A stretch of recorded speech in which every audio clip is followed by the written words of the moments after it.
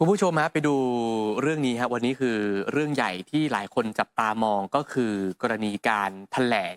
ของบิ๊กโจ๊กวันนี้ที่ค่ะสโมสรตำรวจนะครับ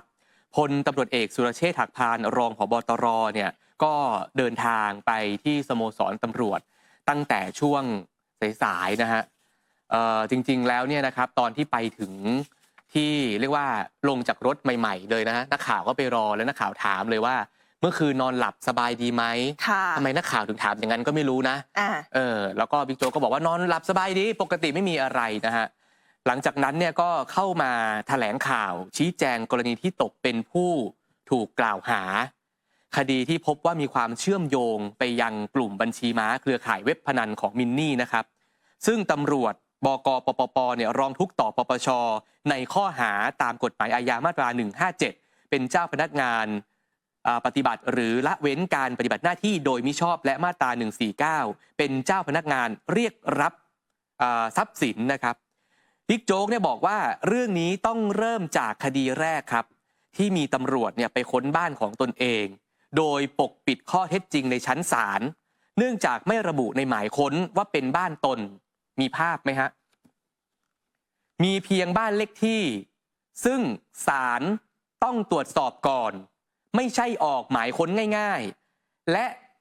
การจะออกหมายจับต่อศาลอาญากรุงเทพใต้ต่อลูกน้องของตนในคดีมินนี่ทั้ง8นายใช้คำนำหน้าว่านายประกอบอาชีพรับจ้าง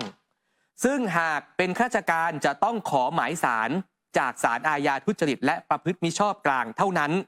หมายความว่าเจ้าหน้าที่เนี่ยเกรงว่าศาลจะไม่ออกหมายค้นหรือหมายจับให้หรือไม่เพราะหากศาลทราบว่า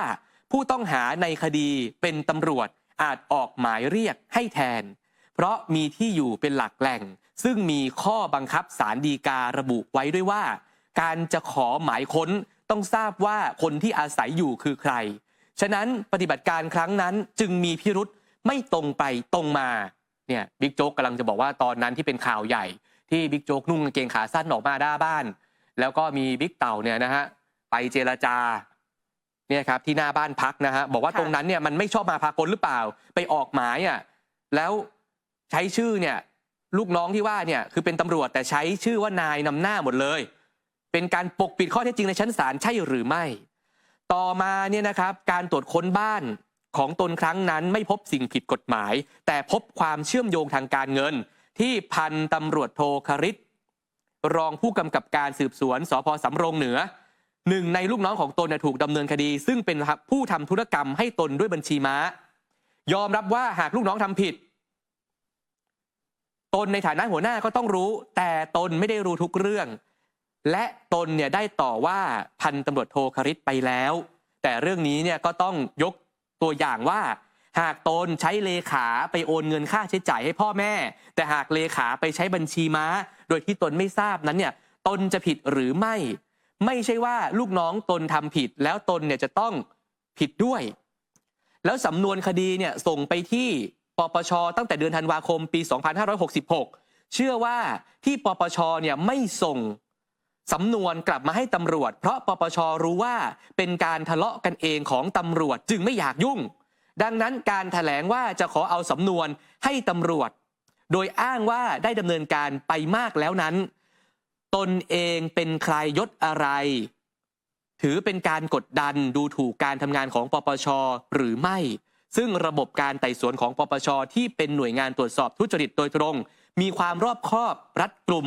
มากกว่าระบบการกล่าวหาของตำรวจอีกทั้งตามระเบียบแล้วเนี่ยก็ต้องยึดสำนวนที่ปปชไต่สวนเป็นหลัก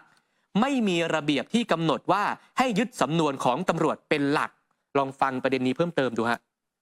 มีการไปปล่อยข่าวว่าจะเรียกผมมาสอบปากคำและแจ้งข้อกล่าวหาวันที่22แล้วไม่มีเลยนะครับนะสื่อก็มาถามอีกผมก็อธิบายพี่นะผู้การไพโรจน์นายกสมาคมพนักงานสอบสวนก็อธิบายไปทีนี้ผมก็อธิบายขั้นตอนที่2อีกว่าสำนวนเนี่ยเมื่อส่งไปยังพนักงานอัยการแล้วนะพนักงานสอบสวนไม่มีอำนาจจะสอบสวนแจ้งข้อกล่าวหาแล้วจะสอบสวนได้อย่างเดียวคืออัยการต้องสั่งให้สอบสวนเพิ่มเติมนะครับ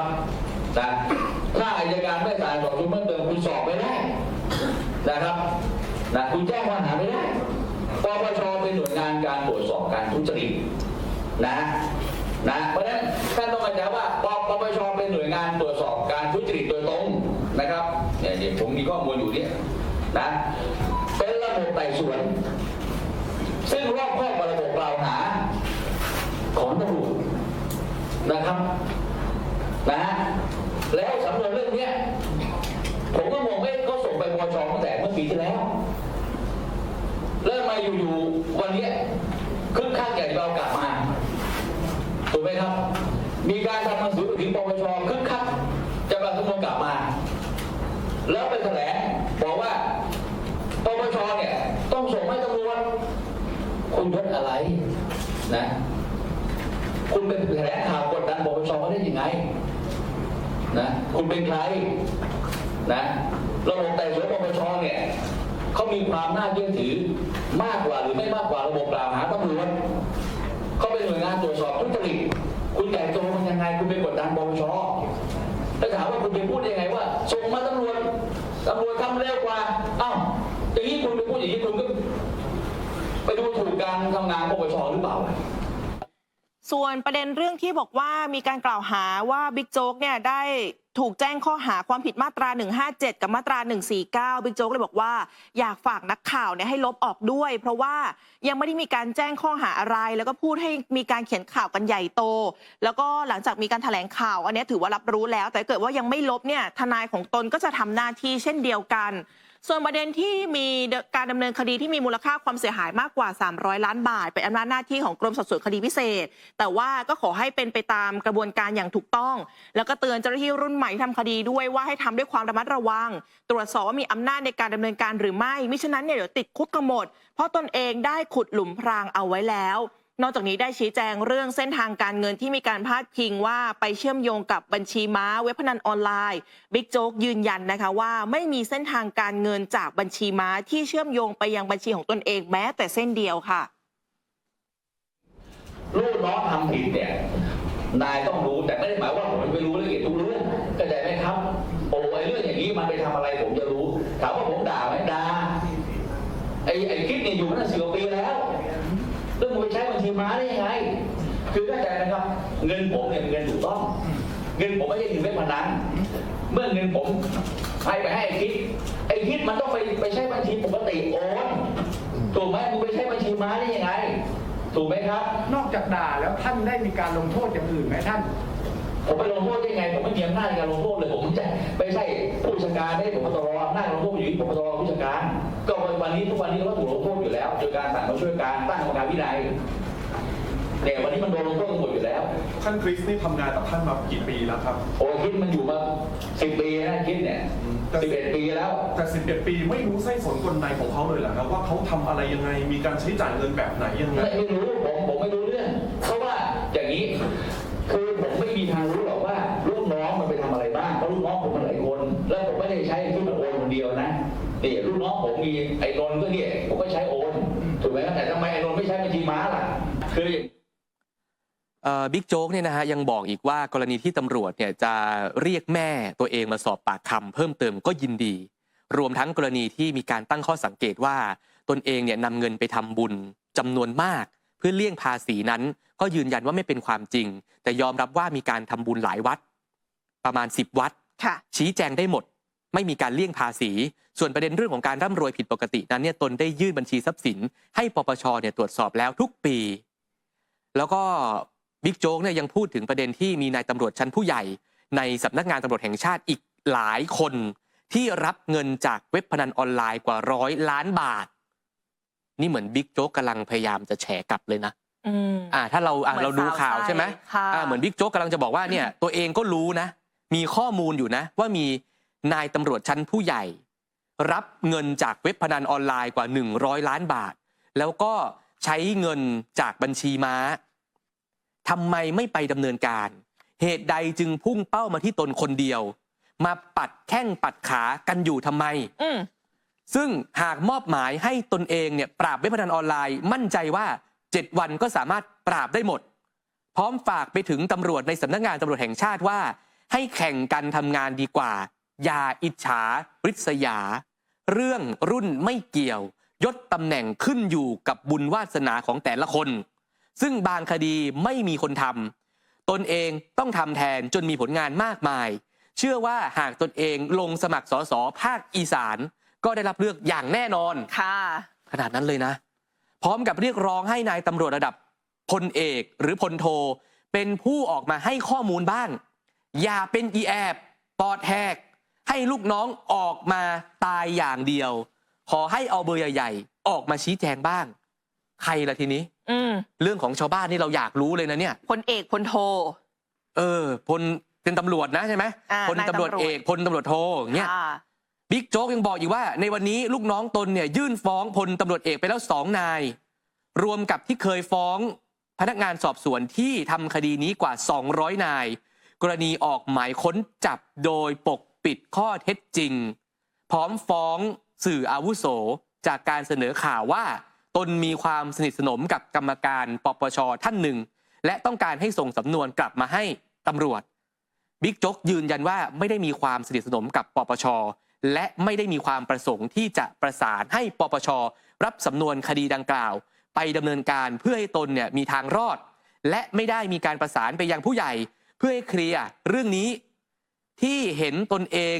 ไปอยู่ใกล้ๆบ้านจันทร์สองล่าวานนี้ถามว่าไปทำไมไปดูแลงานด้านความมั่นคงเท่านั้น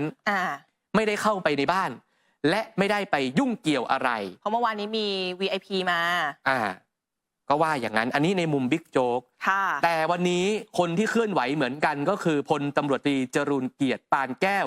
รองผู้บัญชาการตำรวจสอบสวนกลางหรือว่าบิ๊กเต่าค่ะก็ออกมาแถลงเลยนะคะบิ๊กเต่าเนี่ยก็ได้พูดบอกว่าคดีเว็บพนันออนไลน์มินนี่เนี่ยค่ะเพียงแค่คดีเดียวนะคะ1คดีเนี่ยมีเงินหมุนเวียนในบัญชีเพียง75 ล้านบาทแต่ที่ทางบิ๊กเต่าพูดว่ามีเงินหมุนเวียนเนี่ยรวมมูลค่าประมาณ200 ถึง 300 ล้านบาทบิ๊กเต่าบอกอันนี้เป็นการนำทุกคดีที่เกี่ยวข้องกับพนันออนไลน์ค่ะมารวมกันแล้วก็ยังอยู่ในอำนาจการสืบสวนของตำรวจด้วยยืนยันว่าไม่ได้เป็นการกดดันปปช.ให้ส่งสำนวนกลับมาให้ตำรวจแต่มองว่าคดีนี้ตำรวจมีการสืบสวนสอบสวนในสำนวนที่เกี่ยวข้องไปหมดแล้วก็เลยอยากให้นำคดีดังกล่าวกลับมาเพื่อความรวดเร็วในการทำคดีนั่นเองแล้วก็ไม่ต้องการให้เกิดการตอบโต้ไปมาระหว่าง2 ฝ่ายจนทำให้ประชาชนมองว่าตำรวจทะเลาะกันเองส่วนเรื่องพยานหลักฐานเส้นทางการเงินที่บิ๊กโจ๊กปฏิเสธว่าไม่มีมาถึงตนเองนั้นอันนี้บิ๊กเต่ายืนยันว่าตำรวจมีพยานหลักฐานที่ชัดเจนเนื่องจากในระหว่างการจับกุม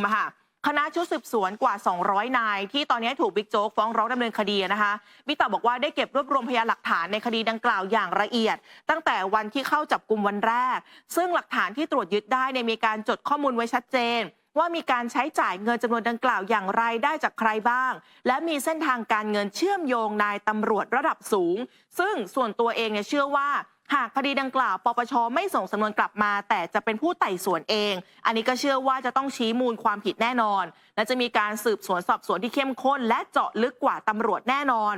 ส่วนประเด็นเรื่องของข้อหามาตรา149เจ้าพนักงานเรียกรับผลประโยชน์กับมาตรา157ละเว้นการปฏิบัติหน้าที่อันนี้บิ๊กเต่าบอกนะคะว่าตำรวจได้แจ้งข้อหาดังกล่าวกับคณะทำงานชุดสืบสวนในคดีนี้ไปแล้วแล้วก็ส่งสำนวนการสืบสวนไปให้ปปช.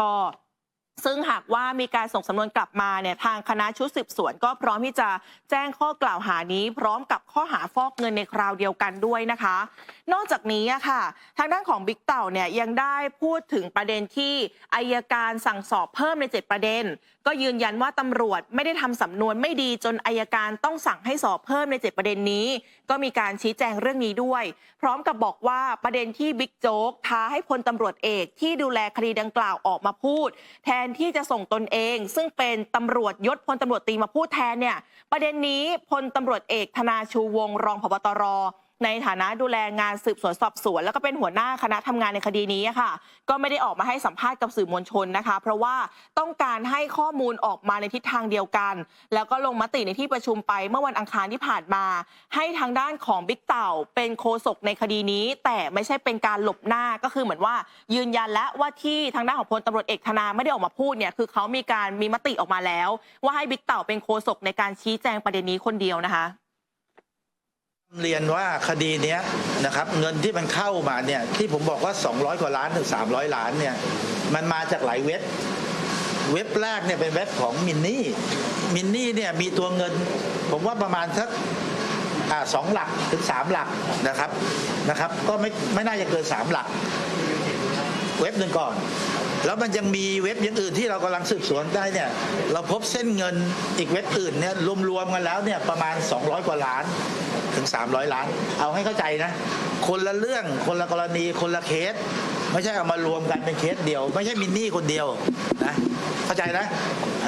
แปลว่าตอนนี้มูลค่าความเสียหายหรือของคุณมินนี่เนี่ยประมาณสักหลัก10 ล้านประมาณนั้นผมเห็นตัวเลขแค่70 กว่าล้านแล้วก็บวกเท่าไหร่ไม่รู้นะแต่ไม่เยอะนะครับตำรวจเรายังทำได้ใช่ไหมคดีนี้ยังเป็นอำนาจหน้าที่ของคณะกรรมการทำงานของคณะกรรมการสอบสวนนะครับไม่ได้มีอะไรผมอยากจะบอกว่าเรื่องทุกอย่างเนี้ยจริงๆผมไม่อยากจะพูดแล้วผมอยากจะไปพูดกันในศาลเท่านั้นที่จะตัดสินได้ว่าคุณถูกคุณผิดไม่ต้องเอาไปที่ DSI ไม่ต้องเอาไปที่ปปช.เพราะยังไงมันก็คือเข้าสู่กระบวนการยุติธรรมเหมือนกันแล้วบิ๊กเต่าก็ยืนยันนะเพราะว่านักข่าวถามว่าเหตุการณ์ที่เกิดขึ้นเนี่ยเป็นความขัดแย้งในสำนักงานตำรวจแห่งชาติหรือเปล่าบิ๊กเต่าเลยบอกไม่ใช่ความขัดแย้งแล้วก็ยืนยันว่าไม่ใช่การกลั่นแกล้งด้วยเพราะว่าทุกอย่างเนี่ยว่ากันไปตามพยานหลักฐานแต่อีกคนหนึ่งที่ไปแถลงด้วยวันนี้ค่ะก็คือนายอัจฉริยะเรืองรัตนพงศ์หนึ่งในคนที่ถูกบิ๊กโจ๊กและมินนี่ฟ้องถึง7 คดีก็มาพบกับบิ๊กเต่าด้วยนะคะซึ่งนายอัจฉริยะก็ยืนยันค่ะว่าตนเองและตำรวจเนี่ยมีพยานหลักฐานชัดเจนว่าพลตำรวจเอกนายหนึ่งมีความเกี่ยวข้องกับเว็บพนันออนไลน์ของมินนี่แต่ตนไม่สามารถเปิดเผยได้เพราะว่าอยู่ในสำนวนคดีแล้วก็ท้าให้ไปสาบานกันด้วยนะคะเพราะบอกว่ายังมีหนึ่งในผู้ต้องหาคดีดังกล่าวเนี่ยติดต่อมาที่ตนเองด้วยเพื่อขอไกล่เกลี่ยคดีนี้ซึ่งตนเองเนี่ยปฏิเสธไปนะคะนะก็กับบิ๊กตำรวจท่านนี้นะครับทั้งในข้อหาร่ำรวยผิดปกตินะครับทั้งเป็นเจ้าพนักงานปฏิบัติหน้าที่ไม่ชอบนะครับ157นะครับนะก็ยืนยันว่าสิ่งที่พี่เต่านะครับพูดนะครับเป็นข้อเท็จจริงทั้งหมดที่ผมได้ร้องทุกข์กล่าวโทษทั้งหมดแล้วก็เขาก็ได้ฟ้องมาที่ศาลอาญารัชดาทั้งหมด7 คดีนะครับโดยมีบิ๊กโจ๊กเนี่ยฟ้องผมมา2 คดีนะครับมีมินนี่ฟ้องผมมา2 คดีมีเขมรินทร์นะครับฟ้องผมมา2 คดีแล้วก็มีตม.อุบลฟ้องผมมาอีก1 คดีรวมแล้ว7 คดีนะครับในคดีที่เกี่ยวกับเว็บพนันของมินนี่นะครับนะดังนั้นเนี่ยถ้าผมไม่มั่นใจนะครับนะผมขอท้าเลยขอท้าบิ๊กตำรวจเลยครับว่าถ้าคุณบอกว่าคุณไม่ได้มีส่วนเกี่ยวข้องกับบัญชีม้านะครับที่ลูกน้องคุณเนี่ยได้มีการโอนเงินเข้าบัญชีทั้งครอบครัวของคุณก็ดีนะครับทั้งเอาไปใช้จ่ายส่วนตัวก็ดีทั้งค่าโทรศัพท์ค่ารักษาพยาบาลครอบครัวของคุณก็ดีเนี่ยคุณกล้าไปสาบานกับผมที่วัดหงส์ไหมบุรีรัมย์นะครับผมกล้าท้าบิ๊กตำรวจเลยว่ากล้าไปกับผมไหมไปสาบานเลยว่าคุณไม่มีส่วนรู้เห็นคุณไม่ได้มีส่วนเกี่ยวข้องหรือคุณไม่ได้รับนะครับเงินจากบัญชีม้าทั้งหมดนะครับที่เข้าบัญชีนะครับที่เกี่ยวข้องกับครอบครัวของคุณกล่าวโทษนะครับคุณอัจฉริยะก็ไปด้วยวันนี้แล้วก็ให้สัมภาษณ์มาแบบนี้เพราะว่าคุณอัจฉริยะเป็นหนึ่งในคนที่ถูกฟ้องกลับถูกบิ๊กโจ๊กใช่ค่ะบิ๊กโจ๊กกับมินนี่ถูกฟ้องกลับถึง7 คดี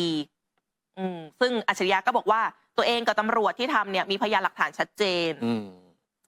ไมค์ท็อปนิวสูงดี เห็นชัดดีค่ะจบเรื่องนี้นะเดี๋ยวมันยังมีอีกเยอะคือเดี๋ยวความคืบหน้าเนี่ยตามกันน่าจะทุกวันแน่ๆนะครับ